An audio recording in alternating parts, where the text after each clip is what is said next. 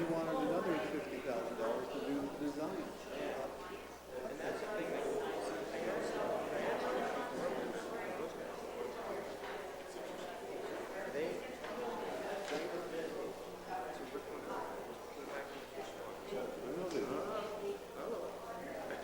The problem is, even in Victoria or any of them, you're certainly not going to get very far in Cedar Point because irrigation is a big thing. That was going to have to be repaired. The problem is, Victoria and the water is not that deep. The problem is, so if you go, it's going to end up in the lake. That's one of the things he said. That dam really was enough silt.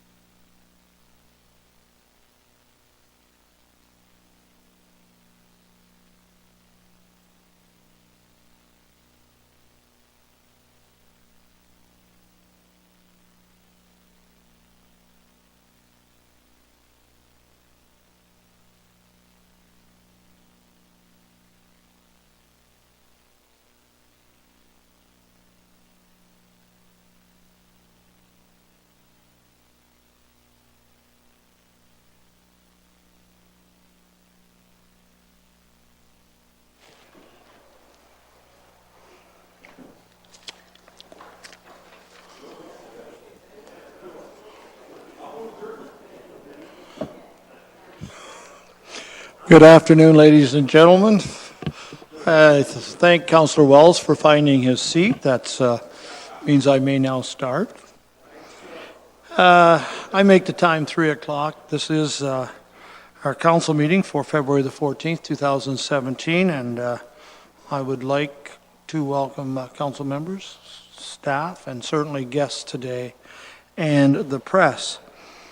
A couple things just before we start. Again, Judy Ann McCauley is our volunteer again today, and she's in the control room, and we want to thank her because we appreciate what she does for us and our volunteers in making helping with broadcasting of the events of tonight. And again, I would like to remind everyone, if they have one of these little gadgets, if they could please ensure that it's powered down so that it doesn't ring loudly and disrupt us, because we need to keep on track here as much as we can. So that's important. And of course, a reminder that we are indeed televised this evening and web streamed. We will get right to the agenda, and we have two ceremonial activities. To start the afternoon off with, I am going to ask our Deputy Mayor, Deputy Mayor Oliver, if he would come up and assist with me. We have two, as I mentioned, presentations. Thank you.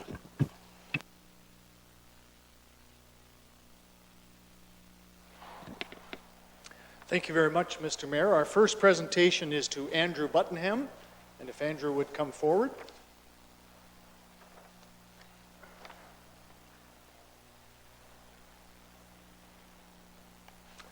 Nice to see Andrew. Hi. Andrew is our POA, Provincial Offences Act, Collections and Administrative Clerk. The Association of Municipal Clerks and Treasurers of Ontario, that's the long name, the short name is AMCTO, Diploma in Municipal Administration is a career development program designed to provide an academic foundation specifically for Ontario's municipal professionals. This diploma provides a comprehensive understanding of the complex, believe me, it is complex, isn't it? You've got to deal with people like us. With the complex and rapidly evolving municipal environment so that individuals can implement their knowledge and thus have an integrated and positive impact on the municipal corporation. The diploma in municipal administration is comprised of 4 components, including municipal administration program, municipal accounting and finance program, municipal law program, and employment law and human resources program. Andrew was very successful in the program and has been inducted into AMCTO's academic honor roll, which recognizes his high academic achievement in this program. We congratulate Andrew this afternoon on achieving your AMCTO Diploma in Municipal Administration. And congratulations, Andrew. Would you like to say anything, Andrew? No, I wouldn't. You can say a few. Oh, I don't need them. No. Thanks again. Thank you. Wait a minute. Jim, we need another one. We'll put the rows between the two of us. This lady wanted one. Good job. Thank you.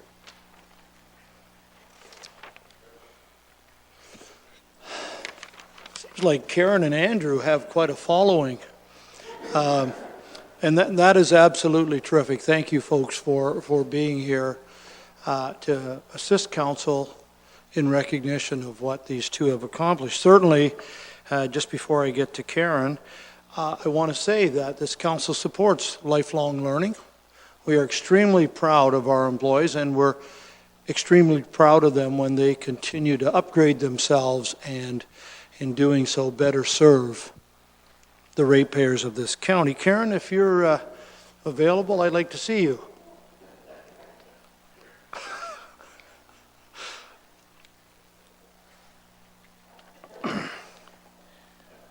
Karen, we are extremely proud of you and Andrew, and I have a few things I want to say about you. Is that okay? That's fine. Karen, as you know, is the supervisor of purchasing services. And you're receiving the Certified Professional Public Buyer designation. Certifiable now. Wow. Tried, tested, and true, certified. And it says here, if I may, that the Universal Public Procurement Certification Council designation of Certified Professional Public Buyer, you're a buyer, yeah, is a recognized credential throughout the world that signifies the designated individual, that's this individual here, has reached a specific level of education and experience and has demonstrated an established level of knowledge necessary to competently perform the work of a public procurement buyer.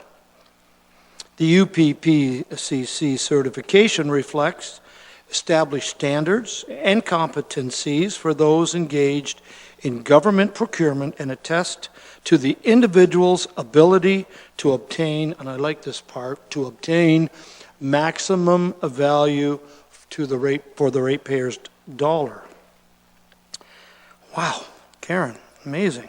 Karen, you have attained this distinction by meeting high standards of proficiency in public procurement as demonstrated by her substantial professional experience, procurement-related coursework, and a superior examination performance. You had to write an exam. How did you make out with that? Could you give it? I passed. It was very stressful. That's usually my line. I passed. 51 is okay. Yeah, good for you. I'm kidding. Karen here is now among a select group of procurement professionals to be designated by this certification. Karen, on behalf of council and the citizens of Norfolk County, we congratulate you on achieving your CPPB designation. Wow. Congratulations. I got something here for you. This is great. You're not coming up this time? Come on. You've got to You congratulate gotta put the her, too. rose between the thorns again. Please, you better, you take that. Congratulations, Karen. You step Thanks so here. much. Thank you. Thank you. Right here. Good job.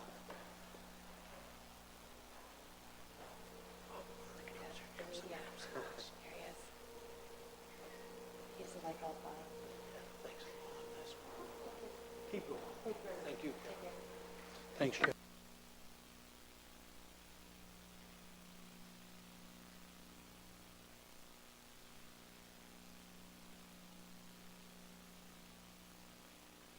Andrew and Karen, congratulations on behalf of council. Approval of the agenda, any changes? Anything you want added to the agenda, council, let me know right now, please. Moved by Wells, seconded by Sonnenberg, that the agenda be approved as presented. In favor? Carried.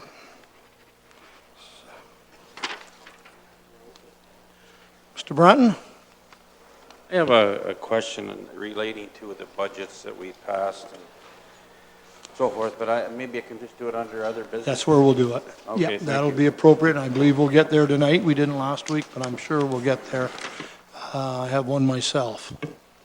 Okay, so thank you for mentioning that under business, so we'll entertain you there. Any disclosure of pecuniary interest to proclaim, and if so, if you can state the nature thereof, we'll be okay to go. No conflict of interest. There are no presentations, no deputations this evening. I will go to the adoption and/or correction of our council meeting minutes. On page 5, you will see our regular council meeting minutes of January the 31st. And also, I will bring to your attention on page 15, we have our budget council meeting minutes dated January the 24th, January the 25th, January 27th, and January the 30th, 2017. Anything in there that is not sitting just right with you? Councillor Height, please. Thank you, Mayor Luke. This is the Budget Council one you're talking about? Both of them are on the floor. Yes, sir. Okay, resolution number 60 on page 29. Okay, thank you. 6029, yes. Yeah, it's the staff gapping report, and the only mistake I see there, we didn't put a return date on it. And we haven't gotten our action item list for a while either. But there's no return date on that? On the gapping vacancy? Correct. Thank you. You made the motion. Would you like to just put it out and we can, with a certainly show of would. hands, add it to that motion, Mr. Clerk. Is that okay? Just, yeah. You okay with that? Yeah. Just so staff knows. 2 months' time. Pardon? 2 months' time. Middle of April? Sure. Thank you, sir. Can I have a show of hands support that staff mid-April? Thank you. I appreciate that very much, sir. Thank you. Anything else? Okay, I will declare those minutes adopted with that one addition of mid-April to resolution number 60. Reports of committees. Let's go to page 32 on our hard copy of the agenda.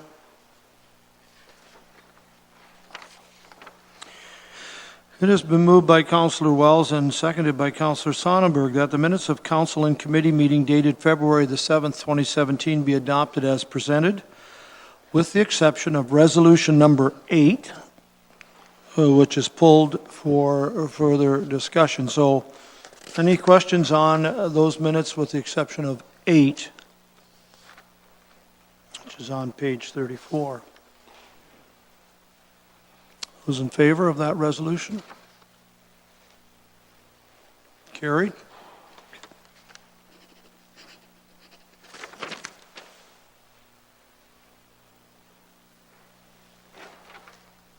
Resolution 8, that's 13. Just give me a minute. Okay.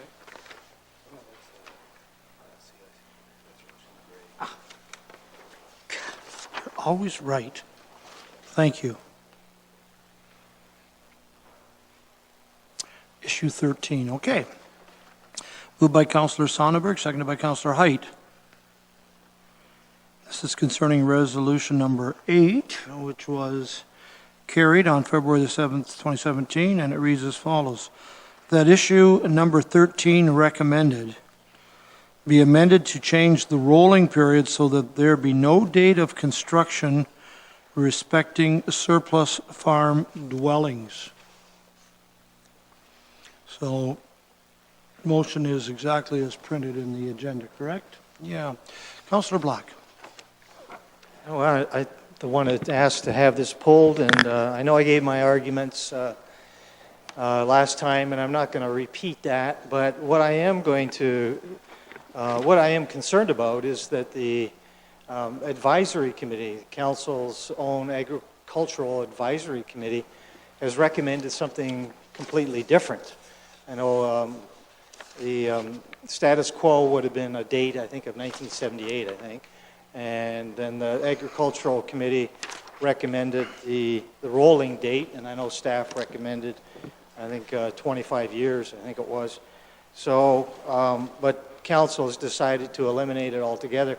I'm a little bit concerned that we're not taking the advice of our Agricultural Advisory Committee, and I would like to amend this to reflect their advice, and that's, I believe, the rolling, wasn't it a rolling date? I just lost my agenda here.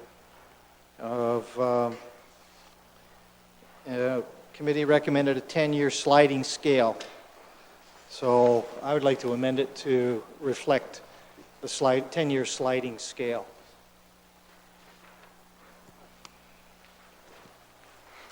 You're going to write that as an amendment? So your amendment, just so that I'm just letting the clerk get out his paperwork, is to amend this motion to include you talked about a 10-year? It's what the recommendation was in the Agricultural Advisory Committee, Yes. and what they recommended Yes, was and, this 10-year sliding scale. So would it, the amendment would be to change it to a 10-year sliding scale? I got it. I just wanted, I think it was the word sliding that I had forgotten. Well, I'm just picking that right out of the advisory committee. Yes, yeah, and certainly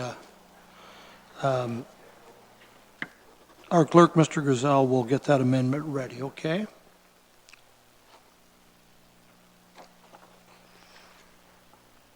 I'll need a seconder, then I'll allow discussion. I'm just waiting, and I'll need a seconder, and then we'll we'll open it up for discussion. I believe, yes, and then,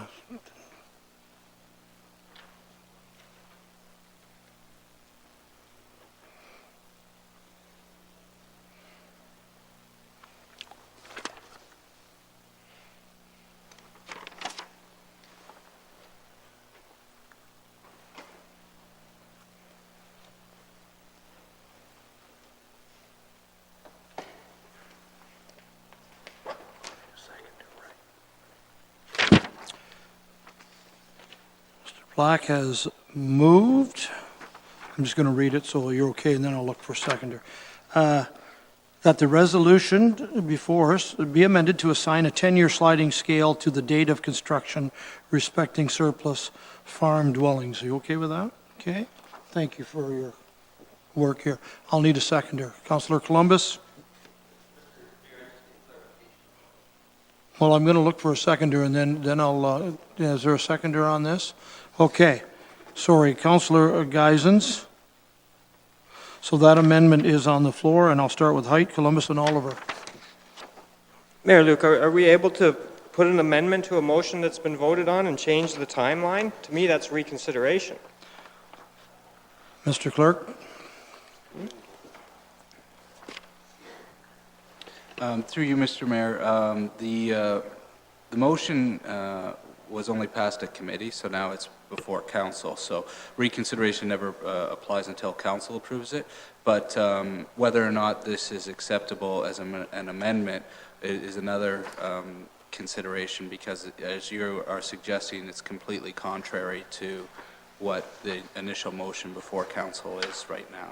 Right, so wouldn't you need the mover and the seconder to agree to the amendment? You could require that the first motion be voted on before considering this as a secondary motion, but the first motion says that there be no date, and now we're going back to applying a date. So it would be it could be potentially too contrary to the intent of the initial motion to stand as an amendment to that. Yeah, and it totally is contrary to it, so how do we fix that? This is picking one or the other. I don't see it. You can't amend one that says no date with an amendment that says 10 years. I take my direction here on procedure. If he says this Go ahead. amendment is not good and it shouldn't be allowed, then we'll go back to the original Resolution 8, I believe it is, Yes, to it see is. if it carries or not, and then we would go from there if it's defeated. So at this point, he hasn't directed me. He's actually handed me the amendment, and if he tells me that his decision that this is not a proper amendment, then I won't be entertaining it. So I haven't heard that yet, so I'm proceeding as I normally would with an amendment. Okay, could we ask the clerk for verification on that? Because it doesn't seem right to me. Councillor Height is wanting you to make a ruling on this one way or the other. I would recommend that council deal with the first motion on the floor, and if that's defeated, then go on to this one, rather than treat it as an amendment, because it is substantially different, and the other Resolution 8, as written in the minutes, was moved and seconded first. Thank you. Black, I'll let you speak, and then go ahead. Just if I could get further clarification That's, from I know what you're from the asking clerk. for. And Go the ahead. clerk has indicated that this is contrary. My view is that it is not contrary, because we were given at the time three different choices on how to deal with this. So they were all different. So I guess you could say the differences were contrary to each other, but we were given choice. And we decided initially on the one that's coming forward to us. All I'm doing is presenting another option. So I don't see how it can be considered contrary. It's another option, as we always choose options. So anyway, Yeah, maybe it's and just a difference of it. I'll let the clerk speak, but what I'm getting from the clerk is this: when a motion is passed committee and council, it comes forward and it's either voted down or approved, as you know, and then if there's something that's going to be not contradictory, but change it somewhat, and I think what you're saying is that in this situation, go ahead if you want to respond to him, go ahead. In this situation, the Yeah. issue is that there's an indication that the amendment proposed for council to consider is contrary to the intent of the motion that was approved by CIC. And since that motion was moved and seconded here first, it technically is on the floor, and we have to deal with the original motion before we can deal with one that is contrary to it. If the movers and seconders of the initial motion wanted to withdraw the initial motion, then we could pursue Councillor Black's as the main motion now, but in the absence of that, we really should go back to the motion as written in the CIC minutes Okay, first. thank you. Mr. Sonnenberg, you moved it. Do you wish to, the original motion, Resolution 8, in the minutes, do you wish to take your name off that as a mover? No, I want it left just as is. Thank you. Okay, Councillor Height, your seconder? Leave it as is. I'm going to give that back to you, and we'll deal with Resolution 8. If this doesn't have the support, then we'll go back to Councillor Black. So I'm going back to Resolution 8, and I have Columbus to speak, and then Oliver, and then Brunt. Thank you, Mr. Mayor. I cannot support this. I sit as a representative at the Agriculture Advisory Board. We've discussed this issue many times around the table over the course of the last 2 years, and they felt that 10 years was appropriate. Now, it's a rolling date, I believe we're talking about, a 10-year rolling date, not a sliding down scale, okay?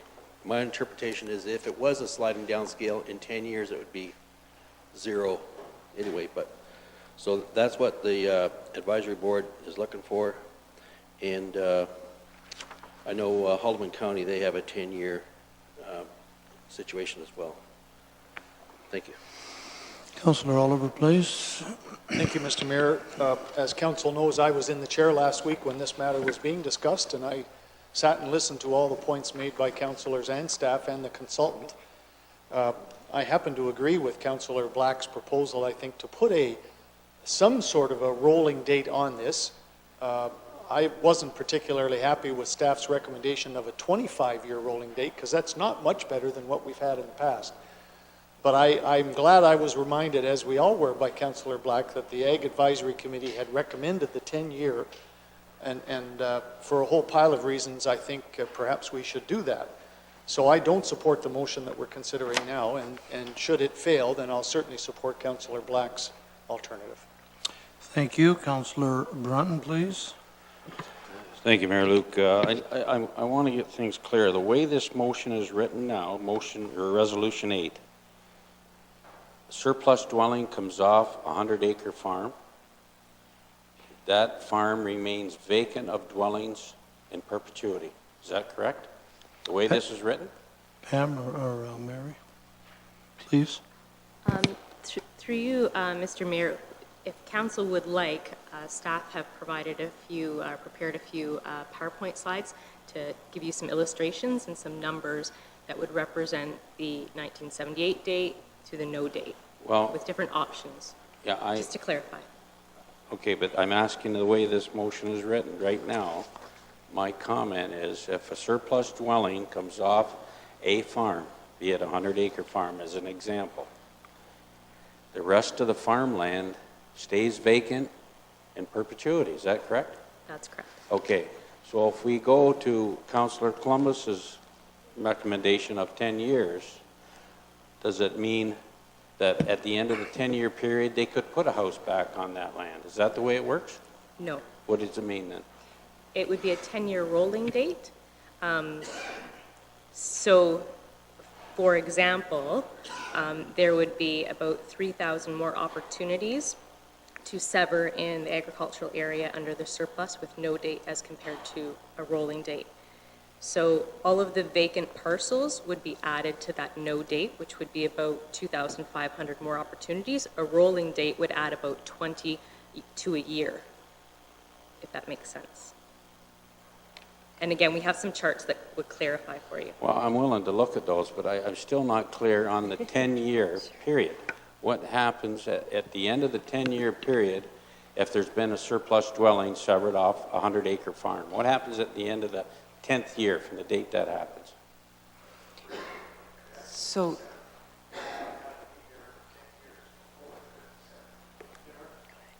But I said it was severed. Well, let's ask staff. so if a person has a farm and they have an extra farmhouse and they sever it off, Yeah. we're saying 10 years old, then they're permitted to do that. And 10 years from then, it's the same thing. It's still there as a severed surplus farmhouse, and what was done at the time of that severance continues, that no house can be built on the retained farm lands in that farm parcel. So that's done when you do it, and it continues in perpetuity, that they cannot build on the retained farmlands. The thing that changes, that we're talking about changing here, is the date of construction. So for example, if tomorrow you built a house on a vacant farm parcel in Norfolk County, and 10 years from now, say you went with Peter Black's motion tonight, 10 years from now, that farmhouse could be severed. If you go with the resolution from last week, you could build it tomorrow on any of the 2,500 vacant farm parcels we now have, and you could sever it off the next day. Oh, okay. All right, well, I'd like to see your, again, the numbers, if I may. Is that in order, Your Worship? Do you have the numbers? Said you did. Therefore, we would like to contact them again. Councillor Brunton's request to have a look at him is in order. Councillor Height and Sonnenberg. Thank you, Mayor. Luke, I have a question for staff as well. So then I'm going to make a comment. But if a farmer, a large farmer, wants to buy up some properties and he buys up another farm and it has a house on it, does he have to wait 10 years to sever it off? The age of the house. Okay, so if the house was built in 1985, It can be severed off now. severed immediately. So through you, Mr. Mayor, the way the policies work today, that construction of that house would have to be built 1978 or older. If you implement a 10-year sliding date, that building would have to be 10 years, at least 10 years old to sever. If you implement no date, then you could sever as soon as it's built. So are we in effect making these farmers that buy these large properties landlords for the amount of time that's built on these houses? Because they can't get rid of them sooner? If it's a newer build and they buy the 100-acre farm, they have to sit onto it for the 10 years, or the staff proposed 25 years, they actually can't get out of it and have to stay in the landlord business? Through you, Mr. Mayor, the intent of the policy is that it's surplus to the farmer's needs. The intent of the policy is that it's not a development opportunity. Right, and that's what I'm saying. He's going to buy the farm because he wants the 99 acres to grow crops on, and that 1 acre with the house is more of a pain than anything else.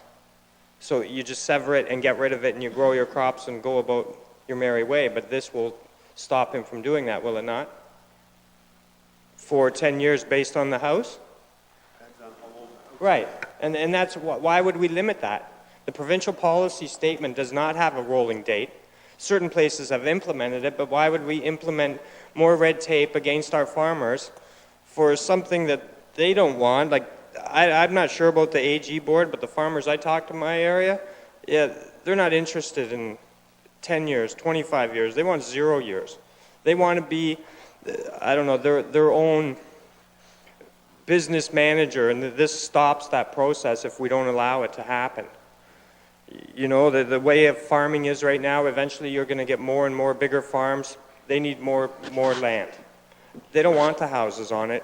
Whether it's tied up by the building date, if it was built yesterday, they don't really care. They just want it gone and off of that tax. They don't, you know, and with the bunkhouse properties, they can't put their help in there. Honestly, I haven't found anybody that doesn't find it more of a nuisance than anything else. I'll go to Councillor Sonnenberg in a moment. Councillor Brunton, the measle map is before us. Ms. Elder, please, and then I'll go to Councillor Sonnenberg.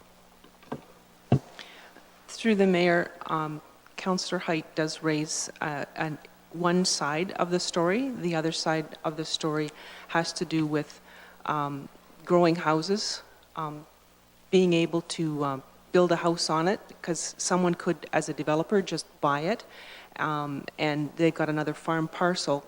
We don't really have a big test on what is a farmer. We don't have any tests on it being within Norfolk County or any of that in our policies. We're very, very lenient in those policies. So there comes conflict in uses and freedom to farm and be at farming if you don't have some kind of a date is a different perspective of looking at it. And this council needs to look at all perspectives. And I think AAB is presenting to you something that's somewhere in the middle.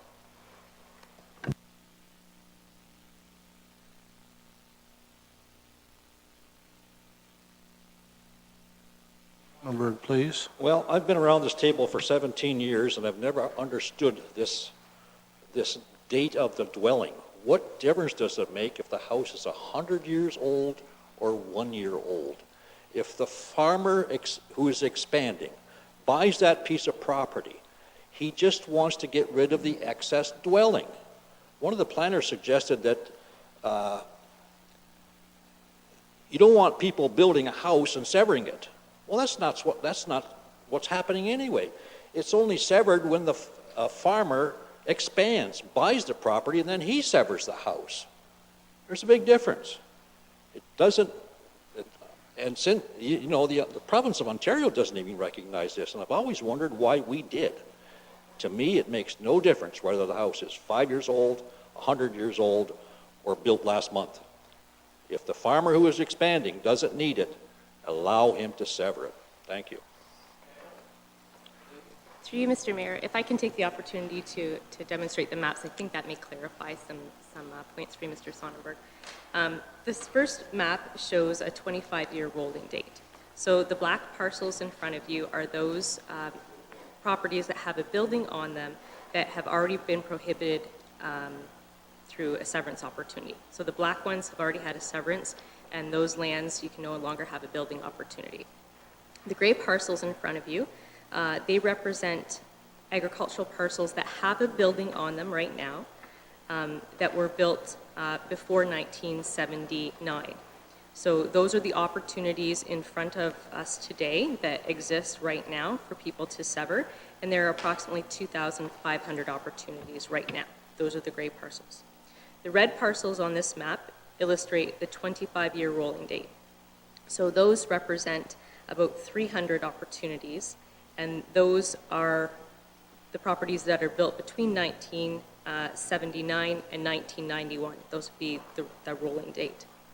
The next map is the same with the black parcels, same with the gray parcels, but the red parcels represent a 10-year sliding date. So that would create an additional opportunity of about 700 parcels that could be severed. Now, the no date map is a little bit different yet. It represents, the red parcels represent an additional almost 900 opportunities, plus 2,500 additional properties that are vacant. So those would include all of the white parcels on the map. So the next slide illustrates a quick chart to give you totals of that information. Again, so if the 1978 date remained, there would be, as is, about 2,600 opportunities to sever as of right. If the 25-year rolling date was introduced, there would be the 2,600 as of right, plus new opportunities that were built between 79 and 91, which would be 300 more, plus about 20 a year thereafter with that rolling date, which would give us about 2,900 plus opportunities in the agricultural area to sever. A 10-year rolling date would do the same thing, but allow 700 opportunities instead of the 300, which would take us to about 3,300 plus opportunities. The difference with the no date is that you have all those vacant parcels, which could be severed. So that adds an additional 2,500, which takes us to almost 6,000 properties in the agricultural area that could be severed. Those are the numbers in front of council today. Thank you. Councillor Black. Question, Mayor Luke, through you to staff. So how did the second house get on the farm property to begin with? Was it actually allowed, a second house on the same farm? Through you, Mr. Mayor, I think what Councillor Black is referring to a second house on an agricultural property. Yes. There are some of those out there in Norfolk County. I actually live on one. And usually what happened is that those houses, there was one that was the main house and one that was historically the farm helper's house, and they were on, at one time through policy, allowed. That has not been allowed for quite some time. But again, there are only a few of those that remain in Norfolk County today. Okay, so fast forward to 2017, someone owns a farm, has one house on it. Can they build another house next to it? Through you, Mayor, no. No. So like this rolling date, or sliding, rolling, I don't know what, I know in the minutes it says sliding, but so at some point this should end. That's a question. Should it not? With the sliding date or the rolling date? Through you, Mr. Mayor, as I understand your question, no, it would just continue rolling. Yeah, but until you run out of houses, because you can't build anymore. Right, so about every year, there would be an additional about 20 opportunities. That's what we have figured is about what's happening in our agricultural area on those vacant parcels. About 20 a year. Oh, okay, but yeah, because there still are opportunities to build on the vacant ones. Right, every agricultural property has the ability to build one dwelling. Yep, okay, so that sliding date, it wouldn't end because you have those vacant properties. Okay, got it, thank you. Any further discussion on the motion? Councillor Columbus. Question, Mr. Mayor, to staff. Is there any concern from the planning department with respect to the potential for 2,500 lots or properties to come on the market in the rural area all at once? Through you, Mr. Mayor, yes. Planning staff, from a staffing perspective alone, are a little frightened about what that means for the number of severances that we could see at Committee of Adjustment and how we could manage that. But more importantly, it will create fragmentation in our agricultural area and create conflicts that will challenge us with our current policies as well. And also, as the PPS outlines and our official plan outlines, it's really about preserving agricultural area and farm practices, and that's what we are in Norfolk County. So with the zero, like no rolling date, you can sever a house immediately, or sever it immediately. In other words, you're telling us that 2,500 could come on the market once we implement that, if we went that way. Correct. Thank you. Anything further? Sure. Just before we do that, I will just read the motion. It's in front of you on page 8. Sorry, Resolution 8, page 34, moved by Sonnenberg, seconded by Height, that issue number 13 recommendation be amended to change the rolling period so that there be no date of construction respecting surplus farm dwellings. Final discussion, and we'll go to the, if none, Councillor Brunton, go ahead, and then I'll go to the recorded vote. Can I just ask what, I don't have in front of me, what the recommendation was? Was it from staff again? Through you, Mr. Mayor, the issues and options report, our consultant and staff recommended the 25-year sliding date, and Councillor Columbus is correct in that the Agriculture Advisory Board supported the 10-year sliding date. Okay, thank you. Thank you. Ready? It's up to you. Councillor Brunton. Councillor Black. Councillor Wells. Councillor Sonnenberg. Councillor Height. Yes. Councillor Geisens. Councillor Columbus. No. Councillor Oliver. No. Mayor Luke. No. The motion is defeated.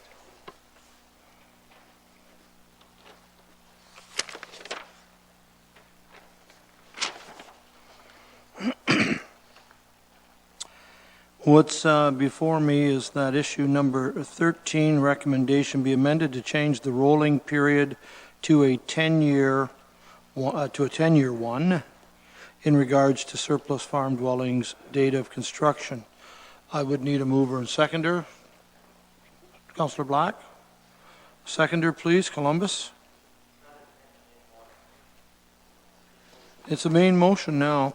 Black has moved, Columbus has seconded, and again, this is a rolling period of 10 years. Speaking to this motion on the floor.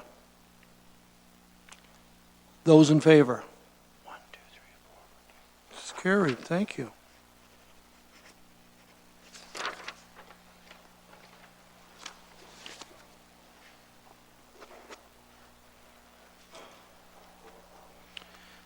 Page 41.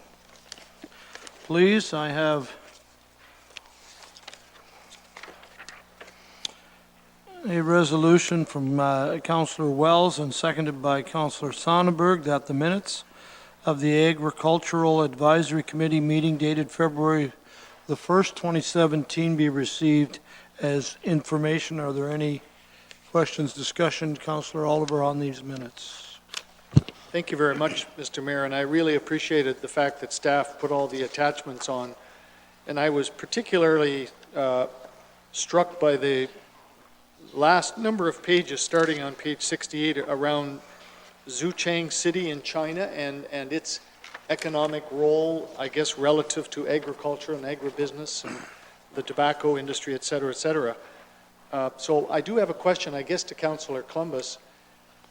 What was the rationale? I mean, I'm really happy to see this discussion, but why did this come to the Ag Advisory Committee in particular for their information?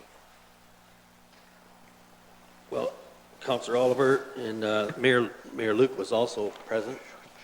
There were, I believe, 4 individuals from this organization came representing this. It's like a chamber of commerce, basically. And it's a very highly industrialized area and high in agriculture as well. It's a high-tech area. They showed us basically a video of what they're all about. And they must have done some research, and they felt that our area here in Norfolk was much like what they had back home. And they would like to kind of twin our economic development with their economic development. Perhaps Mayor Luke can add to that. But that was the gist of it. They did talk about making connections here for tobacco, ginseng, and fruits, I recall. And a lot of similar things as to what we're doing in our community. Mayor Luke, did you want to add anything? Yes, I had made a note to add to this. Certainly, this group from the city in China, and it's pronounced Sucheng, is the way I listen carefully on their pronunciation. Certainly, I have bumped into some of these 4 gentlemen from time to time over the last years, are always asking me to come to Sucheng to visit and tour, and of course, so far I haven't been totally comfortable with the cost of going on behalf of Norfolk. They would share some of the expense, but as time goes on here, more and more we're seeing that they are serious about tying up with Norfolk. Particularly, I asked them, or someone, Councillor Columbus at this meeting asked them, well, what do we have? What do we have that you want? Number one, tobacco. They want more tobacco out of Norfolk County. There's a lot of people smoking in China, a lot. Number 2, our ginseng. They already are aware of the quality of our ginseng, is well known throughout the world. Its quality, those were the first 2 things, and they said there are other things, but we're looking for cranberries, and I don't think you're going to find too many at this point. But those were the 3 items I wrote them down. They told us also, if I may, and I don't want to go on, but it was a very, very encouraging presentation that they believe that the the city of Shucheng and Norfolk County are a perfect fit for each other. They are very high-tech. They had certainly a very good presentation computer, a video that quite an impressive area of some 40 million people in the region where they are set up, and their city is around 4 million, if my recollection. So anyhow, again, they are very, very interested, and of course, Jim, I think Councillor Oliver, you've talked about our SCORE involvement with, and you may want to just fill us in. I certainly know some of the ins and outs. We're also being asked to participate, and if you wish to, I think it ties in. It's not on here, but I don't know whether I hear Canada 168, I hear 168 Canada. I'll leave it up to you. I've heard it addressed as both ways, the program. Thank you. Thank you, Mayor Luke, and that is partly why I was so interested in this. I'm showing my ignorance of the geography of their country now. I hope we can keep our fingers crossed, I guess, that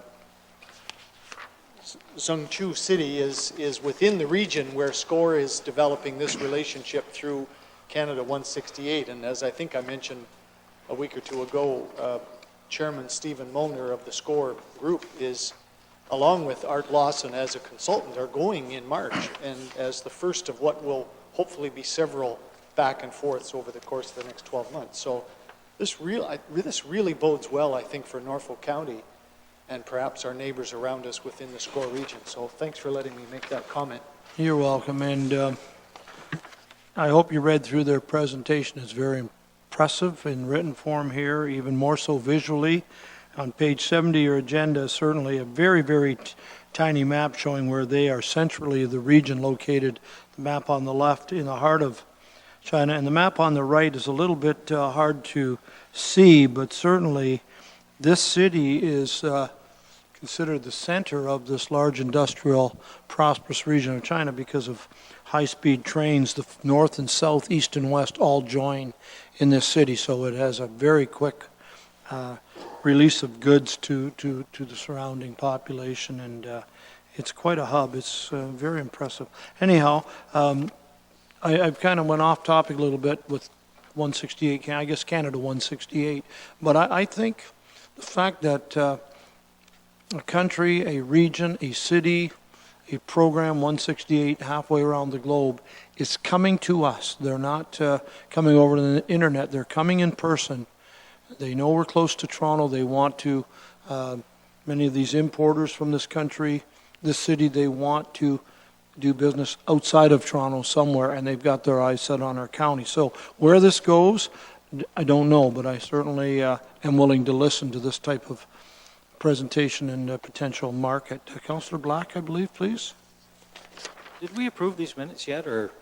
The motion has been read, but I haven't called the vote. Oh, okay. I didn't know where we were at, but I just have a question. I don't know if it's through you to staff or to Councillor Columbus, but I am quite concerned about their minutes.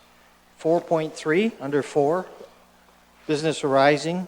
4.3 impact assessment update, and they're suggesting that the prices of farmland are going up, therefore taxes will go up, and they want to shift that tax burden to someone else, some other taxpayer in Norfolk County.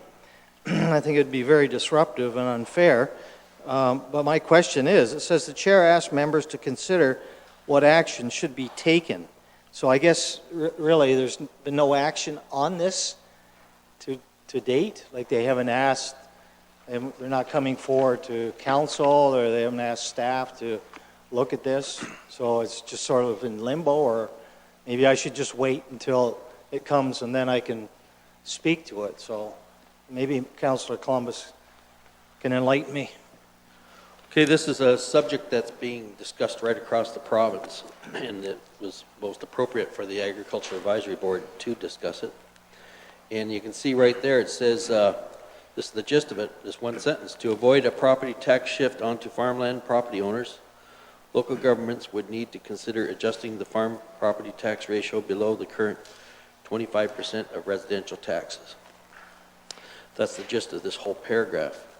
And it's because land in our area is selling for $15,000, $20,000 an acre, and impact assess it at a higher rate because that's what the market is paying. So what it's doing is it's increasing the tax on farmland, not so much on the residents, because that is impact does that separate assessment separately. But this is on bare farmland and woodlots. And they will be working on this more so at their next meeting, I believe. Well, thank you for that. Appreciate the update. And I think I'll wait until this comes forward before I make any comments on it, because I think this could be a very controversial issue for everyone. So I'll just wait. So I would move the motion if you don't. Do you have a motion? Sorry? Do you have a motion for approval of the minutes? I've already read it. No.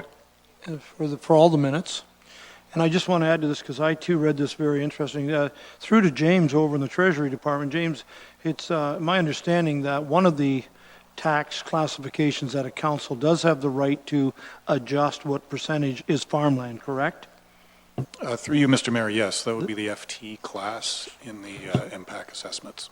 Thank you. So, Councillor Black, I think indeed it can be tricky if there was a shift here in the farmland. I think it could be tricky business that we get all the facts and all of the impact of, first of all, what we would consider reducing farmland and what impact it would have across the board. So I think any discussion this time is probably, for me anyhow, and if I may, just to finish, we've seen exactly the same thing happen over the last 15 years in lakefront and cottage properties that went through a fair amount of increase because of the supply and demand, and farmland, cottages, they've gone up, yes. Mr. Mayor, you raised another issue, and the issue is, do we have the right to do this? But do we not, through you to James, also have the right to change the assessment of commercial properties? I believe that the Harris government put in this range of fairness, and every year, the commercial taxes are, I think, 2.7 or 2.8 of the residential rate, and we have the right or the ability, the authority to move that to the range of fairness, but never have. Am I correct or not? Through you, Mr. Mayor, yes, you are correct, Councillor Black. There is a range of fairness that the province gives us for those ratios from the residential tax rate to commercial or industrial or what have you. So I believe, without looking into it, but if I remember correctly, you can reduce it to get within that range of fairness. However, once you do that, you can't go back. Right. So, and this is where I see a big problem. Any other questions on the Ag Advisory Committee meeting minutes of February the 1st? If not, those approving the minutes? Carried. Thank you.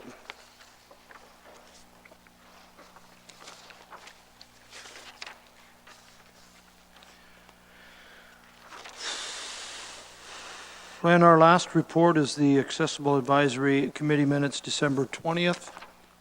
Moved by Height, seconded by Geisens, that the minutes of this Accessibility Advisory Committee meeting dated December 20th, 2016 be received as information. Any discussion on these minutes?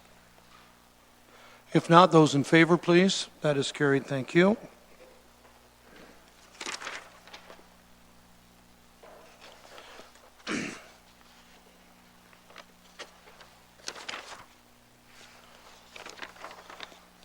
Staff report.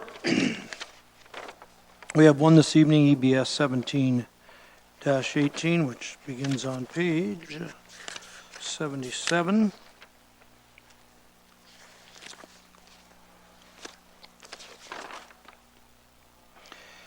This is inclusion of consumer price index for curbside waste and recycling collection and municipal hazardous and special events waste contract. Shelley, now that Candy's sitting here as acting county manager, I'm going to just ignore her, and I'm going to go directly to you. Thank you, Mr. Mayor. The county will be seeking proposals for curbside waste and recycling collection, which includes collection services for garbage, recycling, and leaf and